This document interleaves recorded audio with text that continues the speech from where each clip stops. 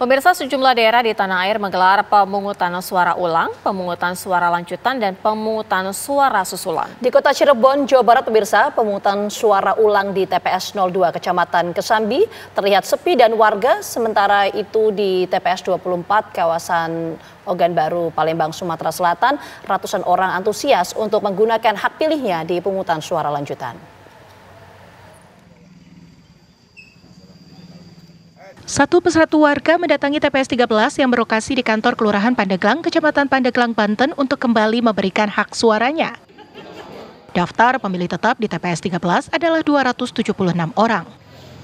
Pemungutan suara ulang dilakukan di TPS 13 karena sebuah video dari petugas kelompok penyelenggara pemilihan umum KPPS mendatangi rumah hak pilih yang kondisinya sakit. Di rumah itulah ia melakukan pencoblosan pada kertas suara di kolom caleg tertentu. Dibandingkan tanggal 14 Februari lalu, pemungutan suara ulang di TPS 02 Kecamatan Kesambi, Kota Cirebon, Jawa Barat terlihat sepi dari warga. Petugas KPPS pun melakukan woro-woro menggunakan pengeras suara untuk mengingatkan warga kembali menggunakan hak pilihnya. Sepinya TPS diduga lantaran sebagian besar pemilih masih sibuk dengan aktivitas sehari-hari. Hingga 3 jam sejak dibukanya TPS, baru sekitar 60-an orang yang menggunakan haknya dari 254 DPT yang terdaftar.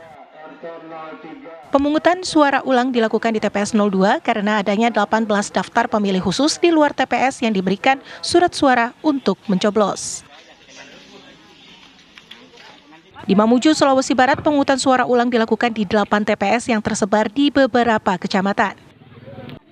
Di TPS 8 Simboro, Kecamatan Simboro, ratusan orang rela mengantre untuk kembali menggunakan hak pilihnya.